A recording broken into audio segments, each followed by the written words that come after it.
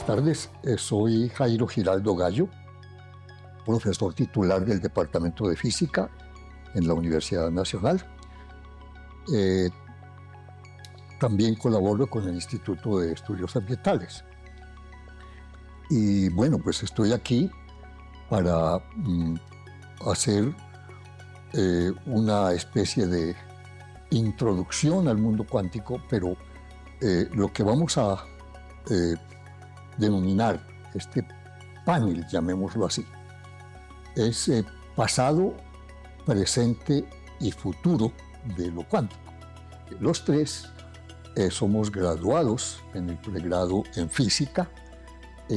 La profesora Jenny Rocío Hernández, profesora asociada del Departamento de Física, la Facultad de Ciencias en la Universidad de los Andes, y el profesor Alexis de Graeff, de Sociología de la Facultad de Ciencias Humanas.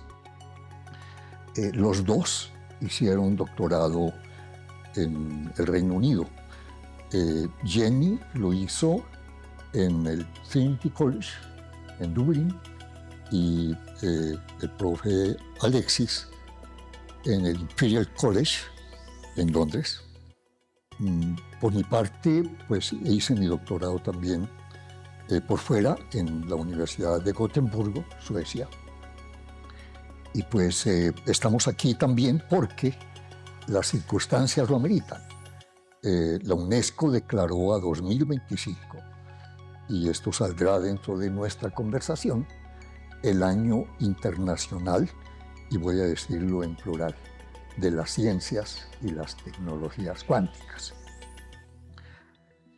Entonces, para no tardarnos más, vamos a empezar por señalar que indudablemente la cuántica, al comienzo denominada, a mi modo de ver en forma equivocada, mecánica cuántica, pues llegó para quedarse, porque lo que se proponía al comienzo era explicar los mecanismos muy extraños que seguían los átomos y los núcleos. Pero resulta que, por lo visto, no hay tales mecanismos. Entonces, hoy en día, todos aceptamos que tal vez debería llamarse más bien física cuántica, y a mí me encanta el plural, ciencias cuánticas, porque ha irrigado otras ciencias, indudablemente la química primero, pero después también resultó que hay procesos fundamentales en la biología que son cuánticos. Vamos entonces a empezar por preguntarle al profe Alexis cómo puede presentarse eso que ocurrió a finales del siglo XIX y que obligó a mirar entonces cómo podía explicarse eso y cómo surgió entonces la necesidad de explicarlo de una manera diferente a lo que llamábamos la física clásica, la mecánica de Newton y la electrodinámica de Maxwell. Gracias. Bueno, primero, muchas gracias por la invitación. Un gusto estar con usted, con el profesor Hernández. Y bueno, yo creo que, como lo ha dicho, hay una especie de contradicción cuando se dice mecánica cuántica y tiene que ver con el origen, ¿no? Y además, una buena parte de lo que se hace a inicios del siglo XX, digamos, la teoría de la relatividad y la mecánica cuántica en particular, son derivas de problemas que vienen desde el siglo XIX. No es que hubieran aparecido en el siglo XX.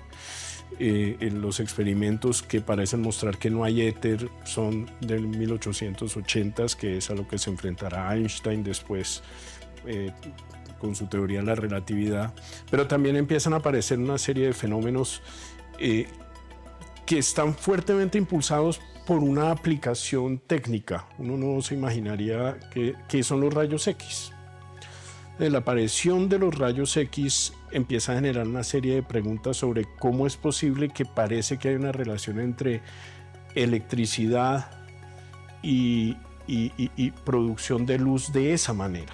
Entonces, el problema es, en últimas, a lo que se están enfrentando es a la interacción entre materia y luz. Ese es el problema al que se empiezan a enfrentar. Primero, con estos rayos que nadie entiende. Cuando Röntgen presenta los rayos X en un congreso de medicina, él dice, no me pregunten cuál es el origen porque no lo sé. Y después empieza toda una prácticamente alquimia, es decir, empiezan a utilizar todos los elementos que usted se imagine para ver qué pasa si cogemos torio, qué pasa si ponemos, qué pasa, es pura alquimia, nadie sabe muy bien qué es lo que está pasando, pero están midiendo, ¿no?, estas radiaciones misteriosas.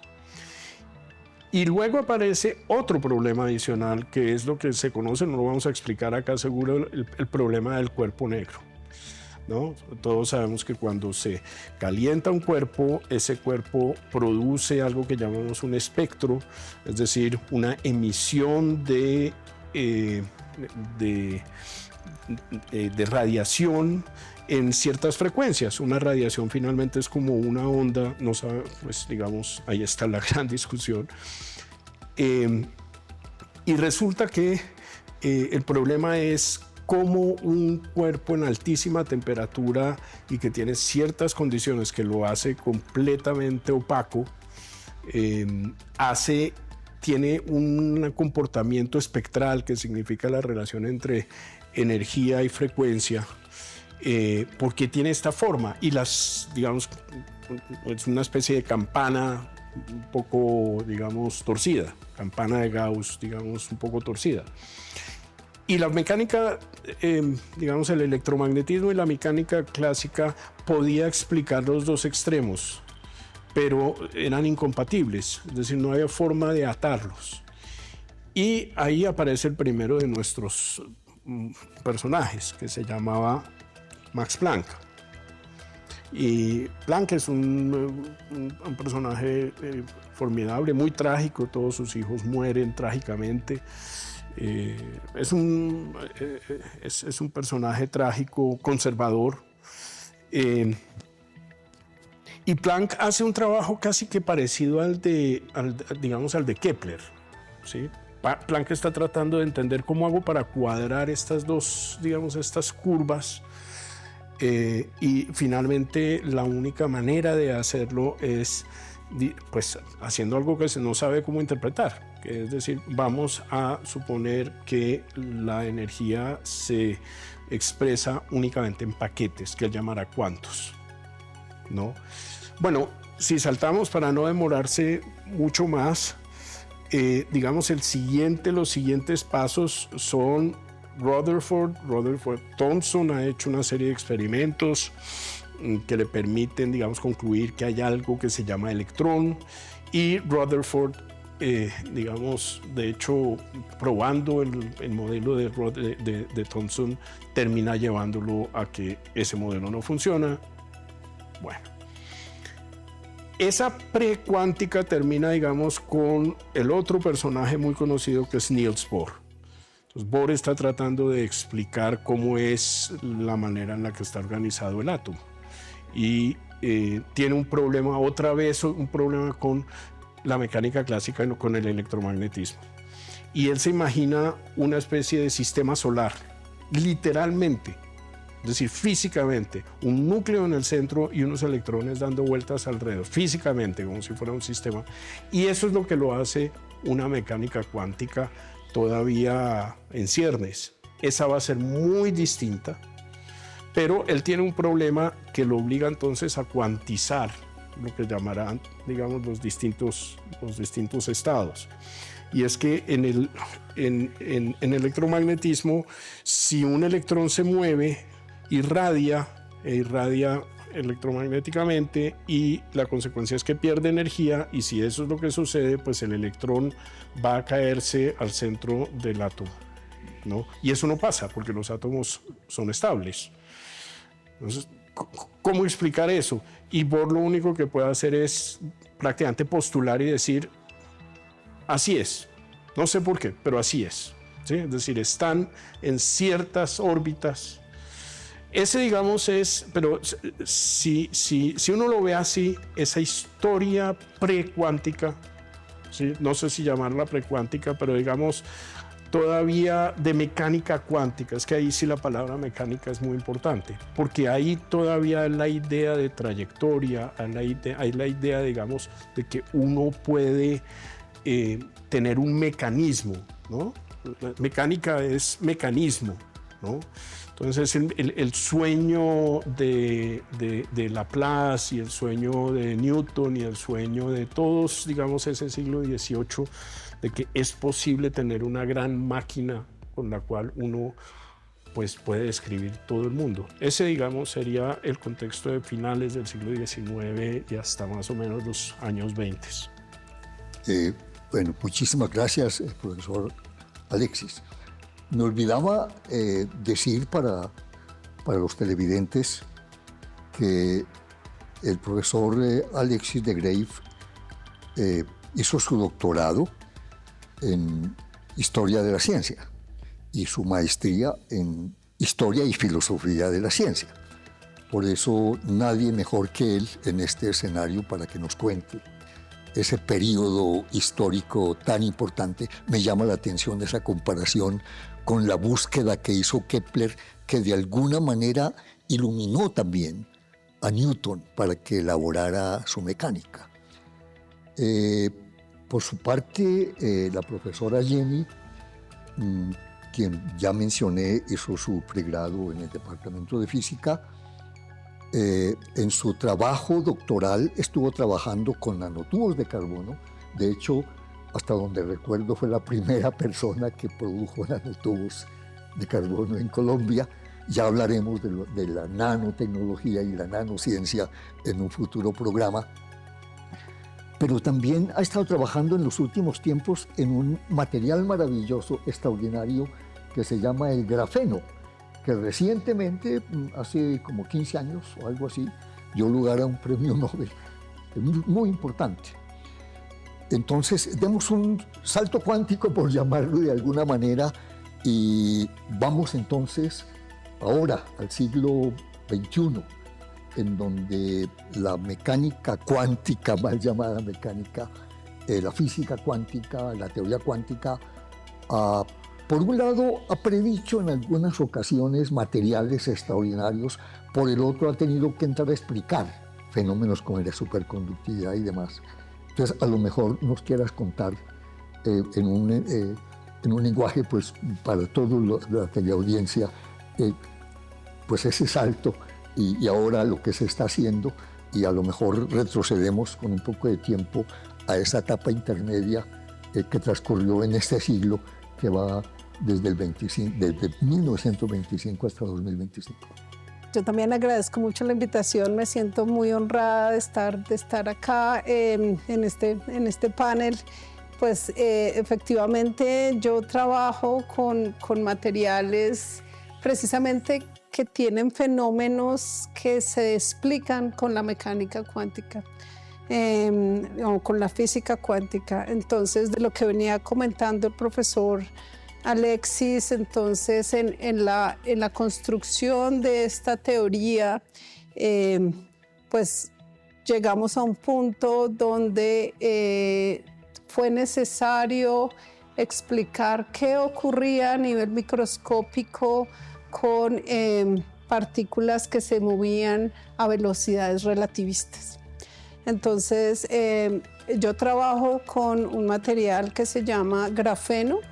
Entonces, el grafeno es una capa de grafito. Grafito es lo que compone las puntas de los lápices. Y en el grafeno pasa que por su estructura atómica, los electrones se mueven a velocidades relativistas. Entonces, si uno piensa la mecánica cuántica tradicional que uno aprende en el primer curso de cuántica, no es la adecuada para explicar ese movimiento de partículas que se mueven a velocidades relativistas. Entonces viene la mecánica cuántica de Pauli y la mecánica cuántica de Dirac, la mecánica cuántica de Dirac, que entonces esa mecánica cuántica de Dirac es bien interesante porque se une muy, muy bien con algo que ahora conocemos, la electrodinámica cuántica. Entonces, en ese material en específico, uno puede ver fenómenos que antes uno pensaba que no podía haber de un experimento de laboratorios, que es un tonelamiento cuántico con probabilidad del 100%. Y es bien interesante y pues parte por eso fue que dieron el Premio Nobel de Física en el año 2010. Y me devuelvo un poco para que nuestra audiencia nos entienda. En mecánica cuántica hay un fenómeno donde una partícula, cuando llega a una barrera, yo tengo cierta probabilidad de encontrarla al otro lado de la barrera. En mecánica clásica, cuando llega una partícula a una pared, la partícula se devuelve. Pero en mecánica cuántica, cuando llega una partícula a una barrera, entonces yo tengo cierta probabilidad de encontrarla al otro lado de la barrera. Eso se llama tunelamiento cuántico. Es muy particular lo que pasa en grafeno, pero el tunelamiento cuántico se está usando de manera, amplia recientemente en circuitos. Entonces uno hace circuitos donde tiene materiales superconductores. Un material superconductor es un material que conduce electricidad como si no tuviera resistencia eléctrica. Entonces, no lo frena nada, entonces conduce mucha electricidad y entonces en esos materiales superconductores pues yo puedo explicar esa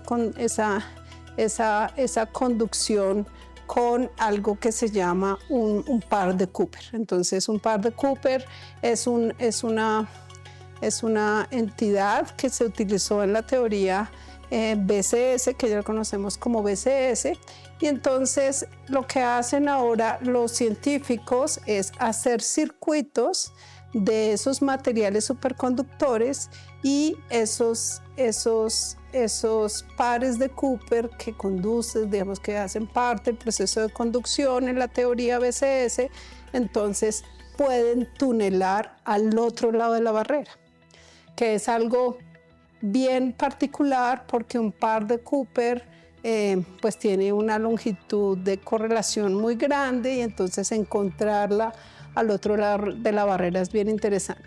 Y eso se ha venido utilizando, digamos, de manera relativamente amplia y eso es lo que ha permitido que yo pueda hacer ahora computadores cuánticos basados en ese tipo de circuitos.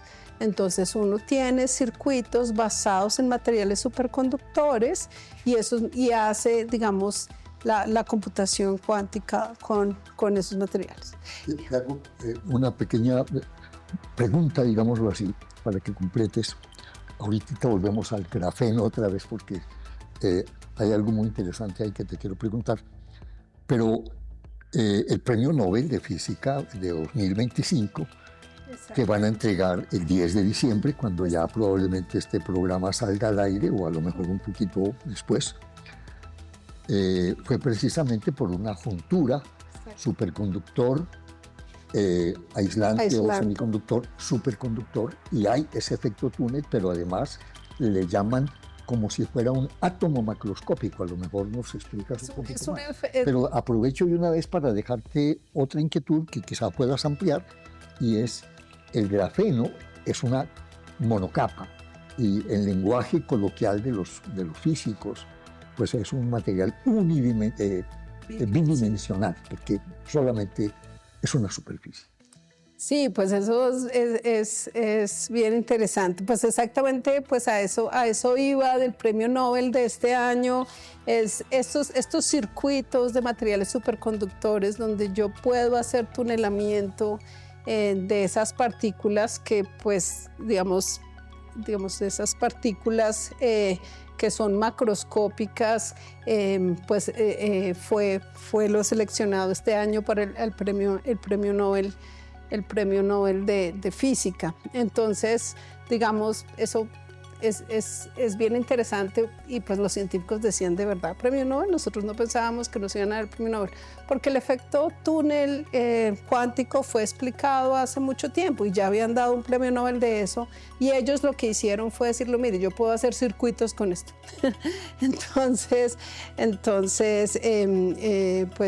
Igual, digamos, muchas veces los premios Nobel también los dan cuando ya las aplicaciones llegan y es interesante. En el grafeno, entonces, si ustedes se imaginan, el grafeno es como un fajo de cartas. Y entonces, cuando yo escribo sobre un papel con un lápiz, yo lo que estoy haciendo es esparciendo el fajo de cartas sobre la hoja de papel. Y entonces, el grafeno es el material más delgado que existe en la naturaleza. Es hecho principalmente, totalmente de carbono, y pues es el material del carbono para abajo nada cristaliza y del carbono para arriba pues sí, pero en radio atómico el carbono es chiquito. Entonces, al ser un material de una sola capa, una capa de grafeno, los electrones se mueven como si no existiera la tercera dimensión. Se mueven en un plano, entonces son materiales dos-dimensionales, y hay una cantidad de física muy bonita, pero también de historia. Digamos, hay un libro en los años 50 que se llamaba Flatland, de cómo había una sociedad de figuras geométricas. Entonces, entre más lados tuviera uno en la figura geométrica, más alto estaba uno en la sociedad. Pero ese mundo dos-dimensional no conoce la tercera dimensión. Y Carl Sagan hizo un programa hermosísimo donde llegaba desde la tercera dimensión a hablarle a ese mundo plano. Y entonces era más o menos como pensar, si pensamos en física de más dimensiones, nosotros no sabríamos a dónde mirar, porque estamos acostumbrados a nuestras tres dimensiones. Entonces, ese programa de Carl Sagan es bien bonito sobre eso. Claro, Sí. Bueno, hablando del efecto túnel, que desde muy temprano, en las décadas del 20, ya se había sido de alguna manera predicho. Y lo utilizó, ahora no recuerdo el nombre, a lo mejor el profe Alexis nos lo recuerde. Lo utilizó para explicar ciertos comportamientos en el espectro de moléculas. Pero, si mal no recuerdo, fue un físico nuclear de esa época quien lo aplicó a una explicación en las estrellas. ¿Cómo se llamaba? ¿Fue Joule o alguien parecido? No recuerdo, realmente Sí. no recuerdo. Pero bueno, ciertamente eso nos recuerda cómo muchos de los efectos cuánticos que fueron predichos en esa primera etapa, pues tardaron mucho tiempo en hacerse realidad a un nivel macroscópico, porque pues uno podía explicar en el núcleo, podía explicar en el átomo, pero pues, ¿dónde más? Volviendo al profesor Alexis, ese periodo precuántico, como lo hemos llamado, ¿verdad?, por decirle de alguna manera, que dio lugar después a un periodo de pleno desarrollo de la teoría. ¿Cómo fue ese rompimiento ahí? Porque tuvo que haber realmente un rompimiento mental en la gente que estaba trabajando con eso, ¿verdad? Entonces, a lo mejor, por lo menos mencionar algo de esas dificultades con que se enfrentaron, qué sé yo, Heisenberg y Pauli y todos aquellos recibieron esa herencia, incluido Einstein, ¿verdad?, de 1905, pero pues eso todavía no era de ninguna manera una teoría, era más bien como tratando de poner fichas en un rompecabezas.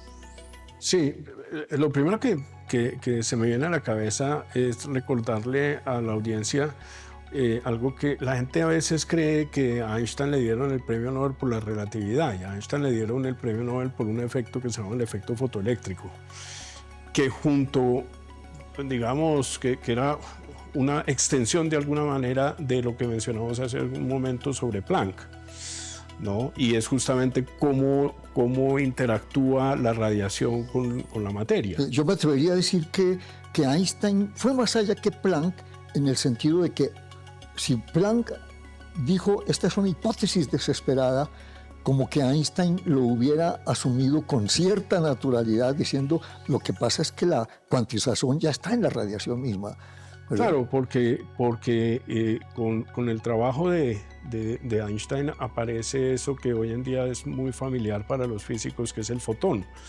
Digamos, para Planck son, digamos, como paquetes de energía, y que lo que está tratando de resolver es este problema muy difícil matemático, hasta que tiene esta idea, pues, de osciladores, y utilizando, digamos, un modelo de osciladores, dice, bueno, si yo cuantizo, pues de pronto sucede algo. Pero es muy parecido, insisto, al trabajo de Kepler tratando de cuadrar las órbitas, a ver si le dan los números con las observaciones.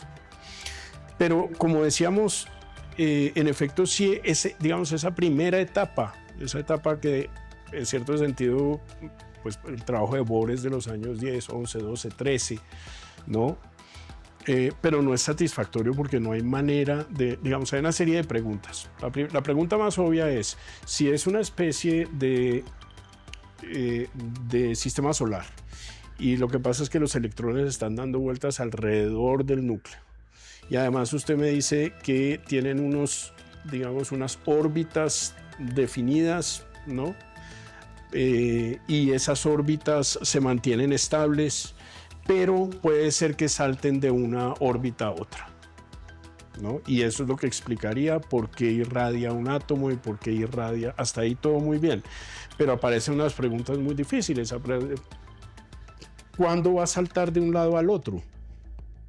¿Sí? De una energía a otra. Y sobre todo, si se supone que está en una órbita y no puede estar en ninguna intermedia, pero luego está en otra, ¿por dónde pasó? ¿Sí?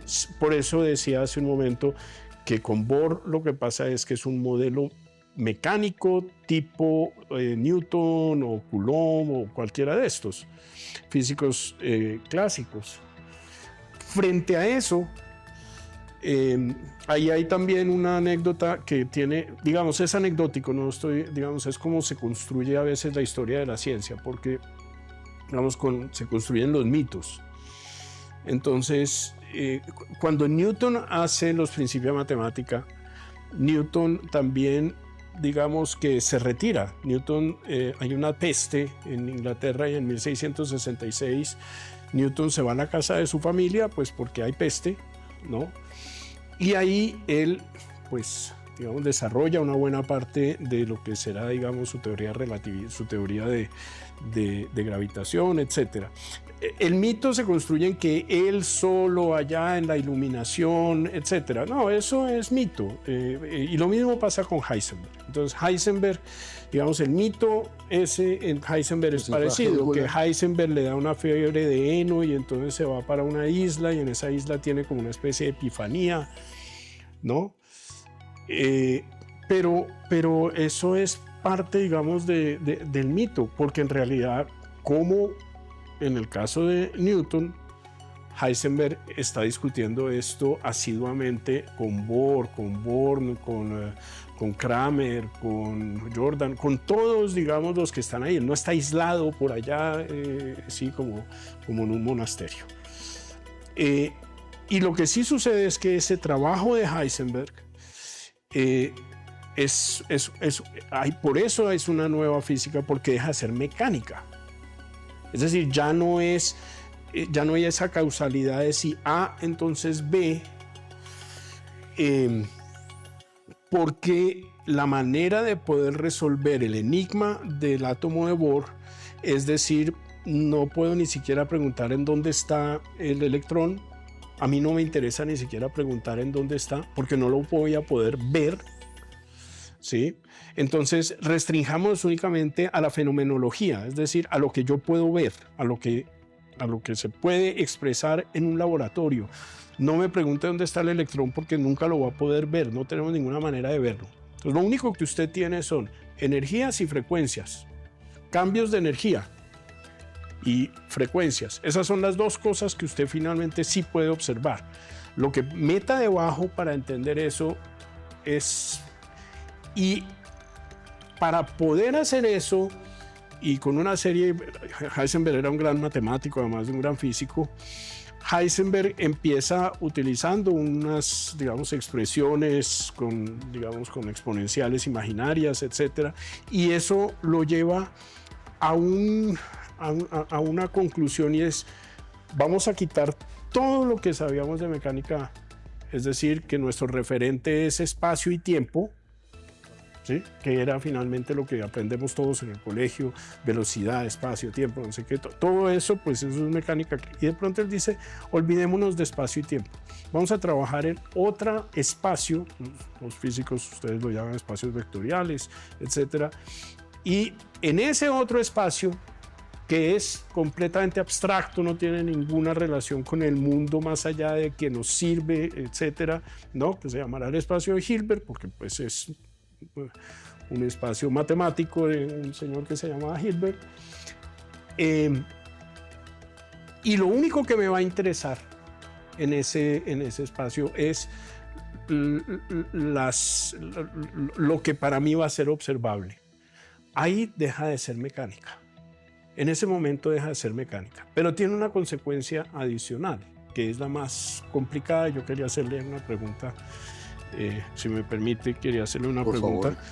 Porque, digamos, ahí aparece, no para meternos, digamos, en el tema técnico, ¿no? Pero aparece una cosa que son los conmutadores de Heisenberg y todo este cuento, ¿no? Heisenberg, de hecho, cuando llega a eso, le vuelve donde su maestro, digamos, con quien está haciendo el postdoctorado, que era Max Born.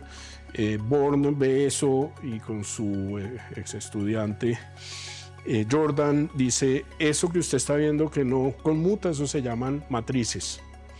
Y ellos sí habían desarrollado en otras cosas matrices. Y eso es pues el inicio, digamos, de toda esa álgebra matricial que finalmente va a ser... la pregunta porque el tiempo... Porque entonces no, la pregunta es esta. Ahí hay un tema de interpretación sobre si es causal o no es causal, etc.